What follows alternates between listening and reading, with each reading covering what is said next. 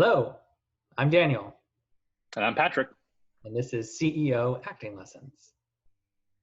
Do a few takes of that. Nailed it.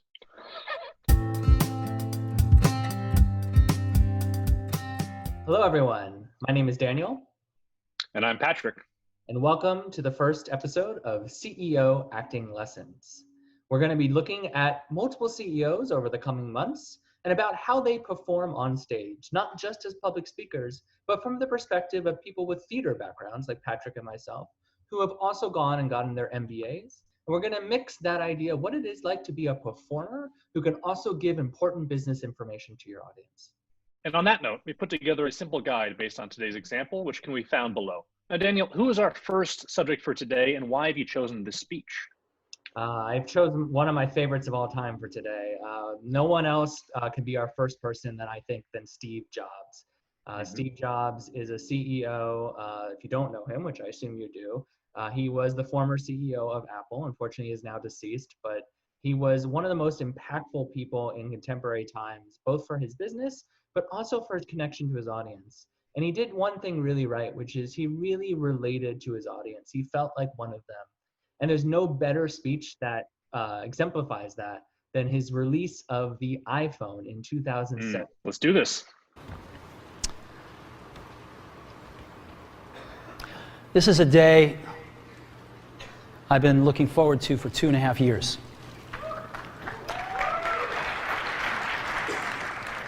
Okay, let's just stop there for a second, right off the bat.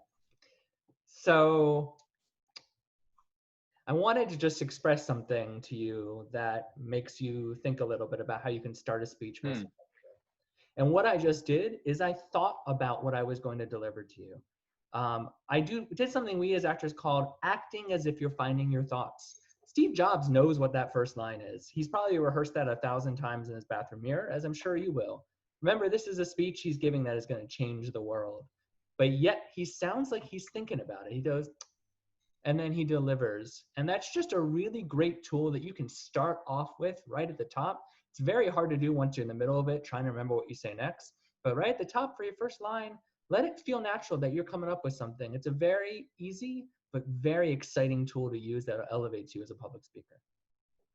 I also like how he, I think, demystified, the idea that you have to make constant, like aggressive eye contact. He looked down, collected himself, and then when he was ready, he looked to the audience. I thought that was very personal, less robotic than maybe I can be in some speeches.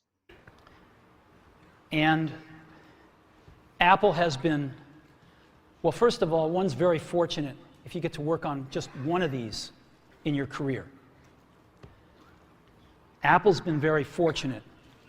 It's been able to introduce a few of these into the world. Okay, let's pause there. He goes, and Apple has been, well, first of all, you're very fortunate if you get to have one of these. Apple has been, and then goes back to his line. And you may not have seen this at home, but that is what we call jumping the line in theater. And here's a trick. The audience doesn't know what they don't know. Get that, Patrick? You want to say that again? I got it. No, one more time. The audience doesn't know what they don't know, Patrick, which is if you mess up a line that you wrote for your speech, as long as you don't let the audience know, they won't know. And so what he did there is he just stopped and he did a thing that we all forget to do. He went, and then he just continued and went back to where the line started and built it out. Or if you don't remember where the line started, just finish the line. And even if it doesn't make full sense, move on to the next one.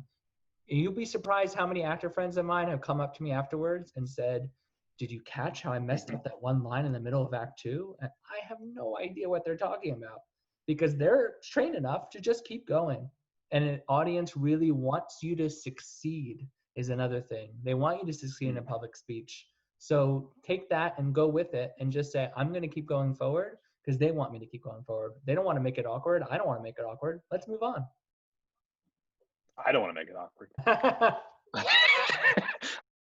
So for this section, we're going to jump forward a bit. And I want you to watch something in particular. Let's watch his feet. And I'm really interested to see what you think of this. Oh, I have a lot to say about how actors use their feet. Maybe Steve Jobs will be better than most actors. He's pretty good at some stuff. Let's see. Well, today, we're introducing 3 revolutionary products of this class. The first one is a widescreen iPod with touch controls.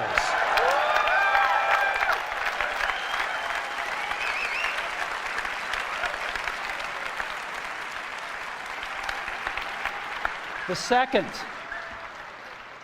is a revolutionary mobile phone.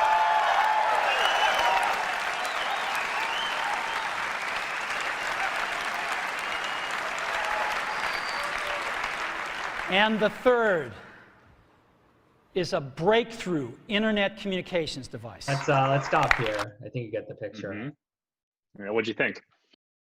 He did something that we call thinking on the line, which is a really great, pretty simple acting technique that you can use.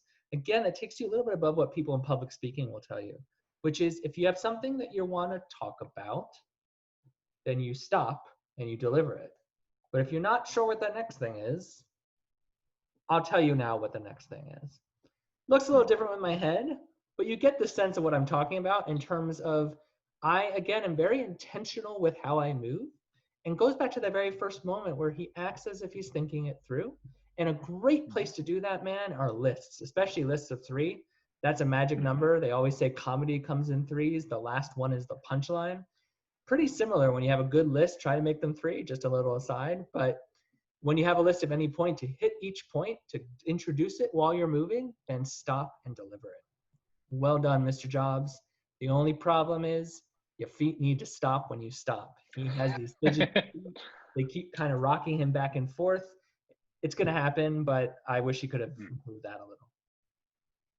Now, we won't all be launching revolutionary products. Is dancing feet or constant nervous movement pretty common in public speaking? Yeah, well, I mean, imagine Steve Jobs has done a lot of speeches, so he still has that. Mm-hmm. And part of that, again, why we love Jobs, as I mentioned, is he's a little bit of a geek, right? And he feels a little bit awkward like the rest of us. Thank you. Nice. And that's wonderful. And so it can be very endearing, but it's also a little distracting. And it just took away from the power of the excitement. If you didn't have something as exciting as the new iPhone to launch, you're not going to get the applause that he got. Unless you can really set them up and say, hey, this is exciting. I'm going to tell you this exciting thing, pause, exciting thing. You might get that level of applause just from technique alone. Not bad if you haven't done a lot of public speaking and if you don't have an iPhone to introduce. Great, thank you. Okay, I just want to go a little bit more forward because he does this classic thing that is so special. What we want to do is make a leapfrog product that is way smarter than any mobile device has ever been and super easy to use. This is what iPhone is, okay? So, we're going to reinvent the phone. Now, we're going to start with a revolutionary user interface. Okay, let's stop there. Brilliant. Think about where this is on stage. Is it going to be in a glass? Is it a bottle? And when are you going to need to drink it? Because I promise you, you speak for a few minutes and you're the only one speaking, your voice is going to need water. And we don't think about these little things. And it's such an easy thing to do, Patrick, is just think about where your water is. Think about where your microphone is. Is it going to be on your face like Steve Jobs? It's going to be in your hand. You'd be surprised how many people act like the microphone is a foreign object. They're scared of it. I mean, you've seen this speech, right? Constantly moving it around. There's feedback. Get used to practicing both of those with your speech. Give that yourself the gift. What's it like in my hand? What will it be like on my face? How will I be different? Get used to practicing the spot where you want to have that drink of water. And what happens if you think of a great idea 6 months from now? You can't run around and add a button to these things. They're already shipped. So what do? It doesn't work because the buttons and the controls can't change. They can't change for each application, and they can't change down the road if you think of another great idea you want to add to this product. Well, how do you solve this? It turns out we have solved it. We solved it in computers 20 years ago. We solved it with a bitmap screen that could display anything we want, put any user interface up. and a pointing device. We solved it with the mouse, right? We solved this problem. So how are we going to take this to a mobile device? Well, what we're going to do is get rid of all these buttons and just make a giant screen. A giant screen. All right, let's stop there. All right, first of all, just gives me the shivers. I don't know about you, to think about that giant screen and how revolutionary that was, and what a great moment, that reveal, and how he's going to solve it. What it reminded me of, the way his movements and gestures were so brilliantly timed with the momentum, right, emphasis of the speech. It reminded me almost of stage directions. Oh, good term. What are stage directions, for those of us who don't know? Stage directions simply tell the actor where to go, what to physically do during their lines. Ah, yeah, of course. So I think that's a great point that you bring that up, because it does almost feel that Steve Jobs has been directed by a theater director, because he has these lines that you can just say, right? You can say, 6 months from now, you can't run around and add a button to these things. If you were tuning me out right then, which you may have been in the video, it was pretty boring what I did. You probably didn't get what I was going for in that sentence.